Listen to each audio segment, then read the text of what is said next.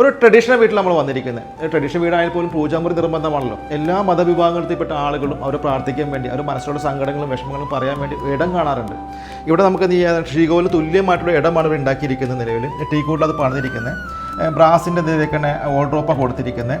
അതുമാത്രമല്ല നിലവിൽ അത് നിലയ്ക്കണ സൂത്രപ്പട്ടി അത് കൊടുത്തിട്ടുണ്ട്. ഇവിടെ മുട്ടുകൾ കൊടുത്തിട്ടുണ്ട്. നിലവിൽ ബ്രാസിൻ്റെ തന്നെ കൊടുത്തിട്ടുണ്ട്.